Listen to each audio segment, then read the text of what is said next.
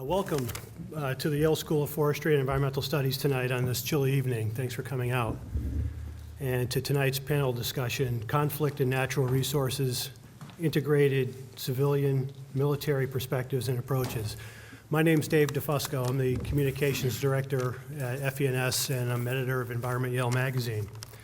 And the discussion tonight was inspired in part by a feature article by Richard Conniff that will appear in the fall issue of Environment Yale that is due out in 2 weeks. Richard, you want to raise your hand and let everyone... By the way, Richard just published a book called The Species Seekers, Heroes, Fools, and the Mad Pursuit of Life on Earth. So if you're looking for a good book for a Christmas gift, ask Richard afterward.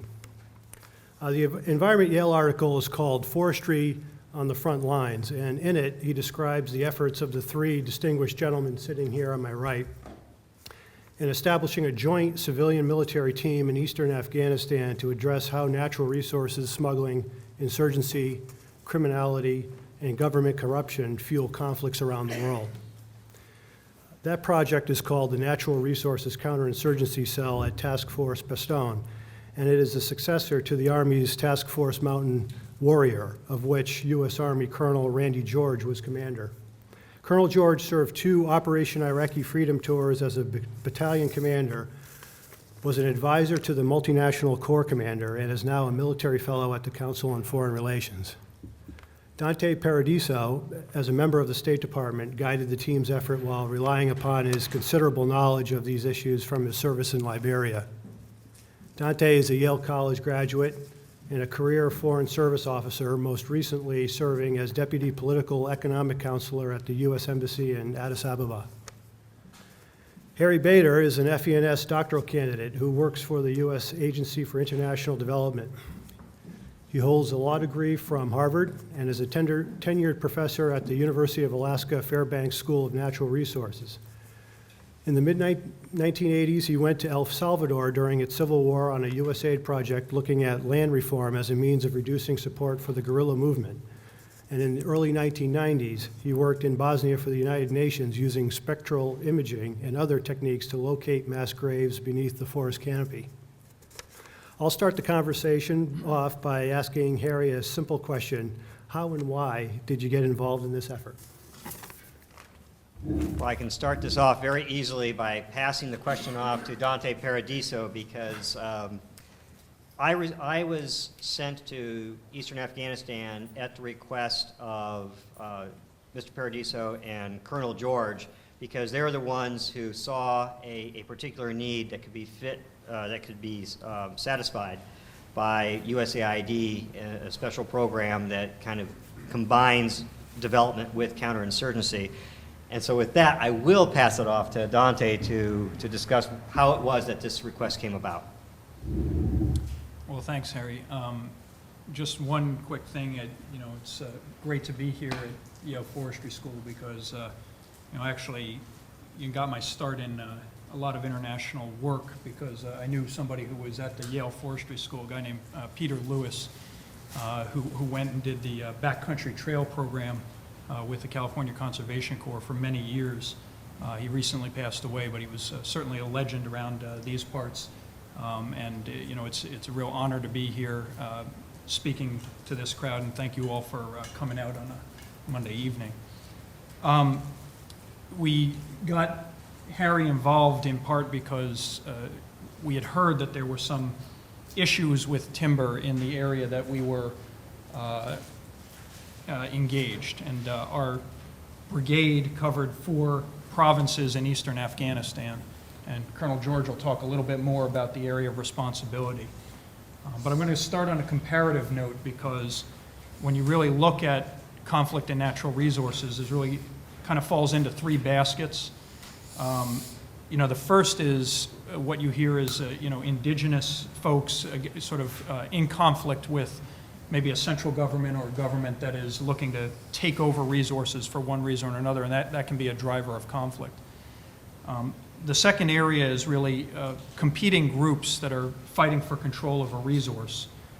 And then the third area, which is the part that has had the most international attention, most international response in recent years, is conflict that is monetizing a natural resource to perpetuate a conflict. And the case that I was most familiar with, because I'd served there, was Liberia, where the Charles Taylor regime was basically selling out the natural resources to to international consortiums that were coming in, cutting down the timber, and then selling it on the international market. And what Taylor was doing was taking the proceeds of that fund to fuel regional conflict. There was also internal conflict because he was facing, a multi-pronged insurgency, but at the same time he was also using it to destabilize neighboring countries. And Charles Taylor is currently on trial in The Hague for that. But we had heard that there was, some sort of problem, and the other way to look at natural resources in conflict is there's really two prisms that we approach the problem. The first prism is environmental.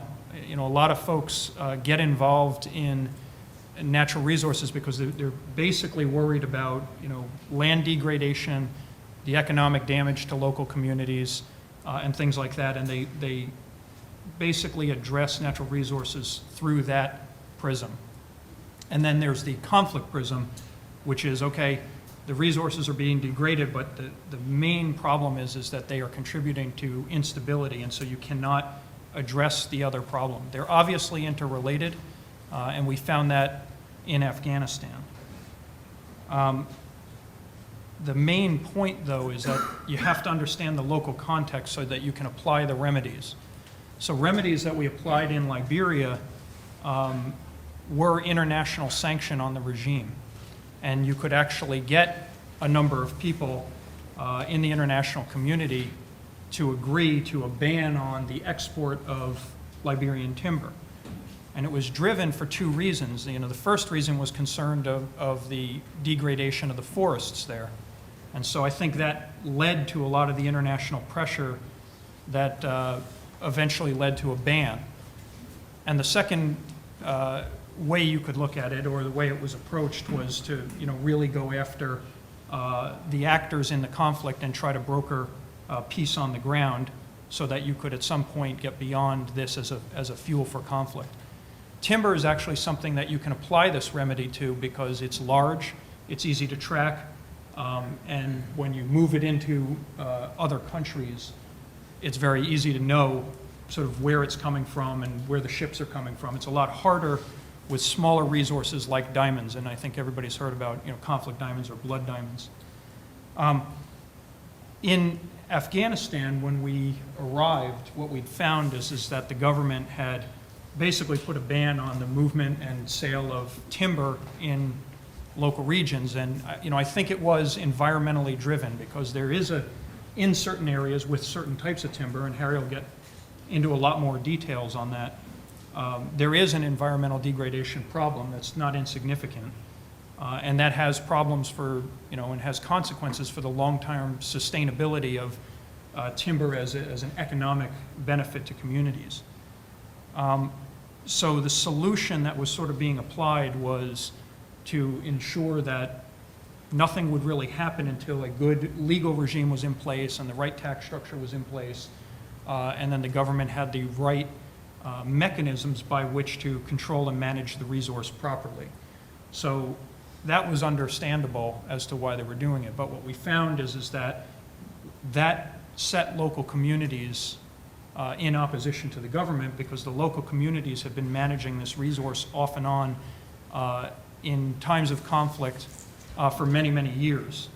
And so when we look at the solutions that we applied, you realize it's not very easy to say, okay, well, we'll solve the conflict timber problem in Afghanistan with an international solution like ban on timber, or a local solution like banning the movement of timber, which again can do certain things to mitigate the environmental degradation, but what it struggles to do is figure out how to help those communities, one, survive economically, and two, not move in opposition to the government, because what happened was it led to a proliferation of smuggling. And then what we found in certain cases is that smuggling was tied into the insurgency or was directly funding the insurgency. interestingly, that was not true in all cases, which meant that there was an opportunity for mediation between the local community and the government by trying to bring them together to commonly look at the problem and find out the best way that they could manage the resource together. And that's part and parcel of a little bit about what we were doing there. I'm going to turn it over to the Colonel to speak a little bit about our area and then some themes that we saw develop, particularly as we developed joint civilian-military strategy to address the problem. Okay, good evening, everybody. I'm certainly honored to be here. I've met a lot of great folks that have come through here. We've talked to a couple of these others, and certainly Afghanistan, or the war in Afghanistan, is very controversial. When we talk about one specific piece of it, which is timber. And I think that you'll find that it's kind of instructive. There's a lot of problems, and some of the things that we'll talk about is jumping to conclusions about how you solve certain problems, and oftentimes make things worse. And that's kind of one of the things that we found with timber, but we can certainly talk about other issues during question and answer.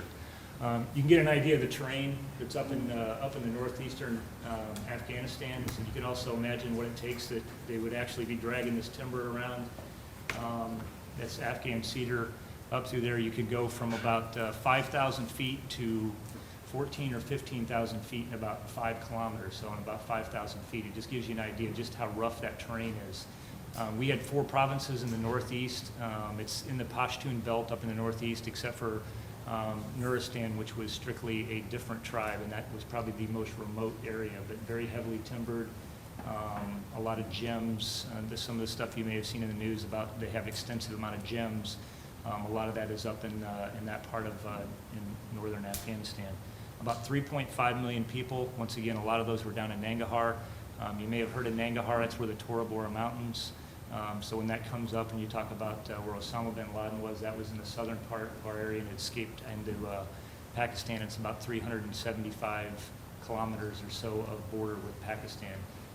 And that's all important with the border with Pakistan just because it's a very porous border. And a lot of these tribes that are in Kunar, for example, are connected to the folks across.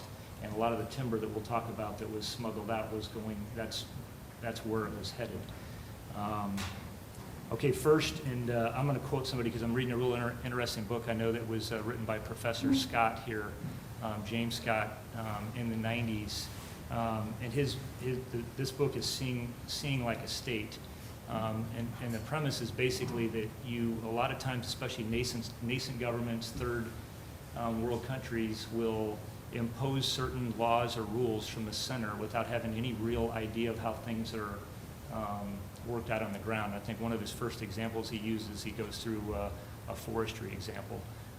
This was very much what we saw in Afghanistan, and like I said, we'll talk specifically about the timber, but a lot of this was also done, they implemented a 40% tax on gems. And what that just guaranteed was that they were going to get basically nothing to the central government by having such a high tax. So it was a common problem for us over there, and very little with those kind of rules going down to the local level and really seeing how things would work. And Harry will get to that, I'm sure, on talking about how they were taking care of the forest.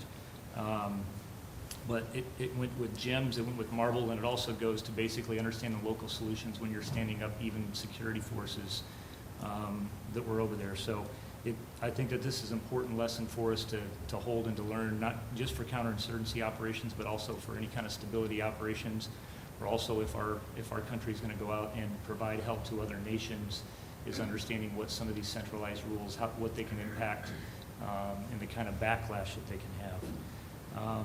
Second is this, there's a lot, you talk about military problems or civilian problems, and I think one of the big things that we try to tell everybody about is these aren't clearly military or civilian problems, they're problems.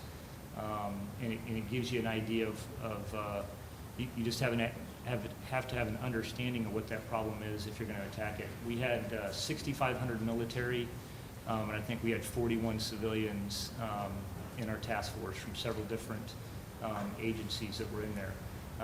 So a lot of maybe resources that were from the Department of Defense, but then a lot of very specific expertise in the other departments that we had to rely on to understand the problem. Our approach was basically, we did talk about the enemy. That's a facet and something you have to recognize when you're fighting an insurgency or any war.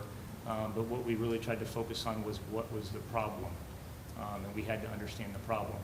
And the key to this was specifically with timber. There wasn't a military solution of going in someplace to a village with a military operation and trying to shut something down that was really going to help this problem get better. It really was understanding it was their livelihood had been, that's how they had survived for several hundred years. They were going to continue to do it despite the rules that were put in place by the central government, and we had to understand what that was. So we really tried to focus all of our collection on really mapping the human terrain that was out there and understanding the laws and everything that went with it. So that meant understanding who the power brokers were in a certain area, because a lot of times those power brokers control resources. And you had to understand who those people were.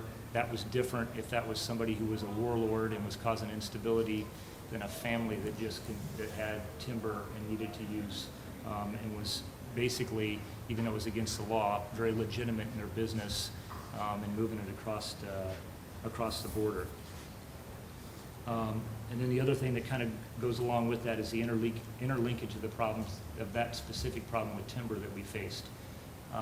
You'll find in Afghanistan there's somebody you have families that will have people in the Afghan border police, in the Afghan National Police, and then maybe somebody that's involved in a criminal organization or an insurgent group. It's very complex. And the reason that that's important is that because of that law, often what ended up happening was you would have the Afghan National Police or the border police actually assisting with some of the smuggling that was happening. And what that did was further degraded the really how everybody viewed the government and what they were doing, how legitimate the government was by their involvement in those kind of practices. So it was kind of a snowballing effect when dealing with the lumber, and that went with governors, district sub-governors, like I said, the tribal leaders, and the power brokers. I'm going to introduce Harry. Harry's probably one of the most humble professionals that I've ever met, and he's an example of, I think, of civ mill operations, when you get the right guy who's really brilliant, works 20 hours a day. That's probably a good average for what Harry put in over there. Just what kind of an effect that he can have, on the ground to really describing that problem, so we go about applying the right solution. Harry? Well, thank you. One of the things that Colonel George and Mr. Paradiso and I decided what we wanted to do tonight is to open this up as a discussion with questions and comments and dialogue to the extent practicable.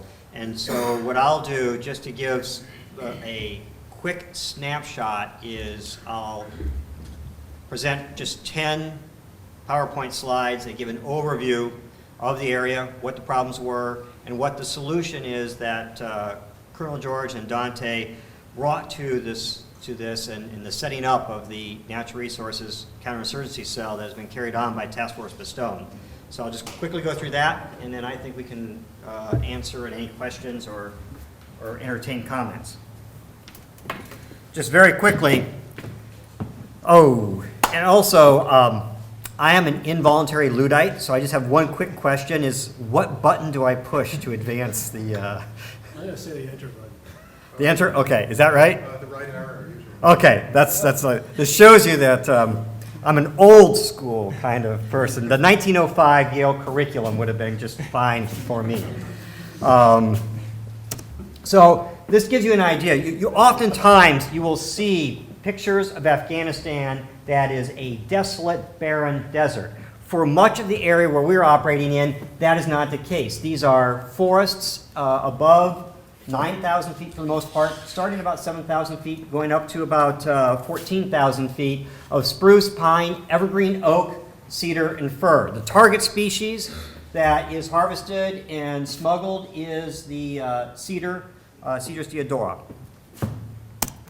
And again, this just gives you an idea of what the forest type is, but I also want to point out the operation necessary to do this particular transect that we did over the forest in Kunar was an intensive military operation that required a lot of planning and a lot of assets. And so when we talk about joint civilian military operations, it goes down to every single aspect. If Colonel George and Dante Paradiso had not shepherded this process through something as expensive as this that required multiple helicopters, assistance, people ready to assist if we had trouble, just to get a forest transect to find out what was out there. But again, this gives you an idea of the type of forest. Again, it's a mixture of cedar and some juniper. Actually, you see some juniper there, and pine and spruce. So one of the things that Dante alluded to was that in the lower elevations were evergreen oak forests called balut, which we did not focus on because these forests, which are susceptible to significant ecological degradation from clear cutting, are low-value forests that do not get smuggled and harvested and funneled into the insurgency or criminal actors or the communities. But rather, these are the forests of life that every farmer has to have access to lop for fodder for their livestock, because these are evergreen oaks, to use to heat their homes in winter, and to cook their food. And for those of you who are familiar with Central Asia, their bread is cooked in an open oven. And so when USAID comes in and plants eucalyptus in community forest woodlots, it doesn't work for purposes of cooking your bread. And so this forest type we didn't focus on, but it is an environmental problem. It's a low-value forest from a commercial standpoint, but it's a necessary wood source for life to exist. And its destruction without management is destabilizing. But what we were concerned about was the upper evergreen forests, and I use this slide, which is unfortunate because this is a very rare occurrence. What they are doing is they're practicing, for the most part, group selection cuts, an extraordinarily good forest management practice, which you don't normally see in a conflict forest environment. I use this as an example because two competing timber barons fought over this ridge, and the loser then burned it before the winner could utilize it. And so it's one of these cases where this massive scale of loss of timber is extremely rare. It's rare because it's a waste of resources and money. One of the things that we did that Mr. Paradiso focused a lot of resources for us to focus on is how to map the nexus among the insurgency, criminal actors, and the Afghan government. And the key to that were these brands that are on every single cant that is harvested, cut, and exported. And what we tried to do is find out what did these brands mean. We finally broke the code and were able to then assess where the timber was coming from, to whom it was benefiting, and how much value. And that broke open everything. We could actually then identify which valleys had timber that was financing the insurgency, which valleys had timber that was financing criminal cartels, and which valleys were just enriching the local community. And that latter is the dominant theme, and we'll get to that in just a second, and then we'll open up for questions. The other thing that we were doing is mentoring platoons on community engagement in these areas, and we've used a couple of anecdotal examples in the past where how to engage the community in order to win an ally as opposed to find a foe by how you interact with the smugglers. And we'll talk about this, but this wasn't a particular patrol, but there was a particular patrol where they were bringing cedar out, which is technically a criminal activity, but the second lieutenant engaged the smugglers rather than trying to interdict them so as to avoid a fight, and then found out that this shipment of cedar was not going to Pakistan, was not going to enrich a criminal cartel, was not going to enrich the insurgency, but was going to go into the interior for the construction of a mosque that the United States was funding.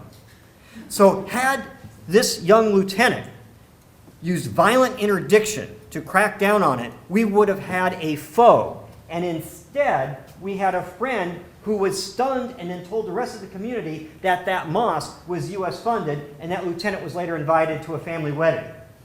That is counterinsurgency the way joint civ-mil teams need to operate in order to win.